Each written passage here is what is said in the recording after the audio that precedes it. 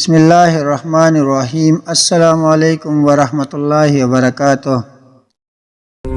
فقیہ ابواللیث سمرقندی رحمہ اللہ اپنی سند سے نقل کرتے ہیں کہ امام ابن شہاب زہری رحمہ اللہ فرماتے ہیں کہ ایک دفعہ حضرت عمر رضی اللہ عنہ رسول اللہ صلی اللہ علیہ وسلم کے پاس روتے ہوئے تشریف لائے۔ آپ صلی اللہ علیہ وسلم نے پوچھا، اے عمر، آپ کیوں رو رہے ہیں؟ حضرت عمر رضی اللہ عنہ نے فرمایا کہ دروازے پر ایک شخص رو رہا ہے، اس کے رونے نے مجھے بے چین کر دیا ہے اور رلا دیا ہے۔ آپ صلی اللہ علیہ وسلم نے فرمایا، اس کو اندر بلا لے۔ وہ شخص روتا ہوا آپ صلی اللہ علیہ وسلم کے سامنے حاضر ہوا۔ آپ صلی اللہ علیہ وسلم نے پوچھا، اے نوجوان، تم کیوں رو رہے ہو؟ نوجوان نے کہا، مجھے میرے بے شمار گناہوں نے رلا رکھا ہے، مجھے اپنے رب کو عذابناک کرنے پر سخت خوف لاحق ہے۔ آپ صلی اللہ علیہ وسلم نے فرمایا، کیا تم نے کوئی شرک کیا ہے؟ نوجوان نے کہا، نہیں۔ آپ صلی اللہ علیہ وسلم نے فرمایا، کیا تم نے کوئی ناحق قتل کیا ہے؟ نوجوان نے کہا، نہیں۔ آپ صلی اللہ علیہ وسلم نے فرمایا، پھر اللہ تمہیں توبہ کرنے پر معاف کر دے گا، اگرچہ تمہارا گناہ ساتوں آسمان، ساتوں زمینیں اور زمین پر قائم پہاڑوں سے بھی بڑا ہو۔ آپ صلی اللہ علیہ وسلم نے فرمایا، بتاؤ تمہارا گناہ بڑا ہے یا اللہ کی کرسی؟ نوجوان نے کہا، میرا گناہ بڑا ہے۔ آپ صلی اللہ علیہ وسلم نے پھر فرمایا، تمہاری گناہ بڑا ہے یا عرش الہی؟ نوجوان نے کہا، میرا گناہ بڑا ہے۔ آپ صلی اللہ علیہ وسلم نے پھر فرمایا کہ تمہارا گناہ بڑا ہے یا اللہ بڑا ہے؟ نوجوان نے کہا، یقیناً اللہ ہی بڑا ہے۔ آپ صلی اللہ علیہ وسلم نے فرمایا، پھر کوئی مسئلہ نہیں، عظیم گناہ کو عظیم خدا ہی معاف کرے گا۔ تم اپنا او گناہ ذرا بتاؤ تو صحیح کہ جس سے بڑا صرف اللہ کو ہی تم سمجھتے ہو۔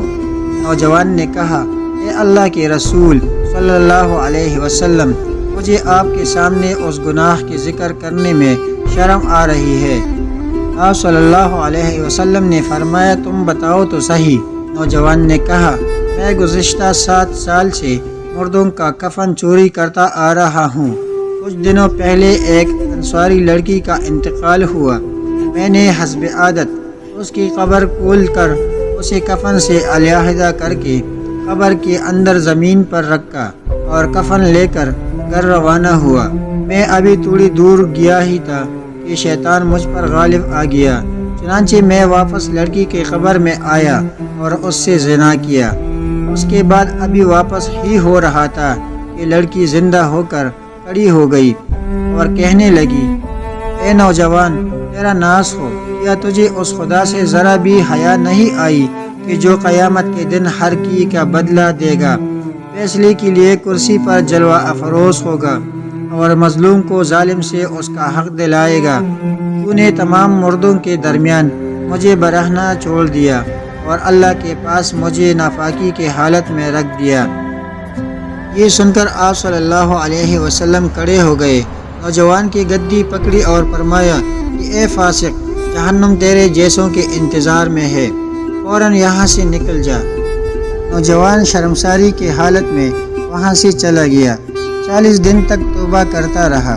40ویں دن آسمان کی طرف نگاہ اٹھا کر یوں دعا کی، اے محمد صلی اللہ علیہ وسلم کے رب، اے آدم علیہ السلام کے معبود، اے حوا علیہ السلام کے خدا، اگر تو نے مجھے معاف کیا ہے تو محمد صلی اللہ علیہ وسلم اور ان کے صحابہ کرام رضی اللہ عنہ کو مطلع فرما دے۔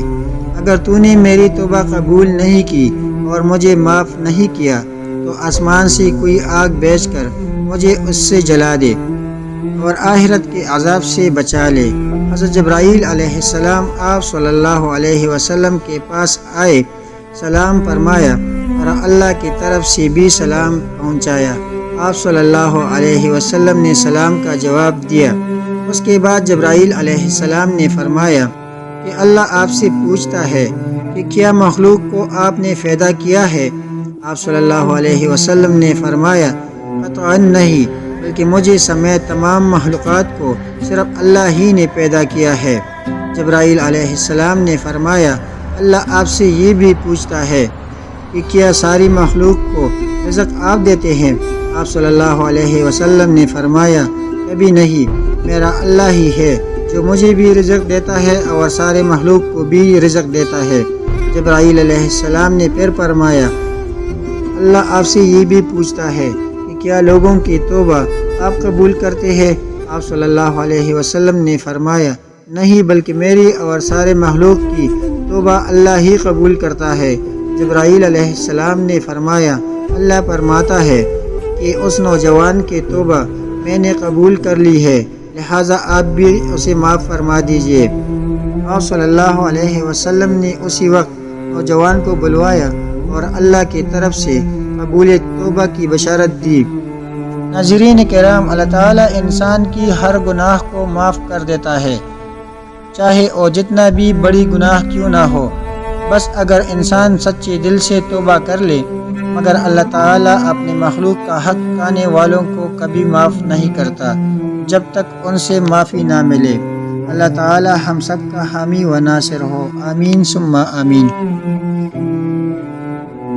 پیارے دوستو، اگر ہماری ویڈیو اچھی لگی ہے تو چینل کو سبسکرائب کیجیے، ویڈیو کو لائک کیجیے اور ثواب کی نیت سے اپنے دوستوں کے ساتھ شیئر کیجیے۔ جزاک اللہ۔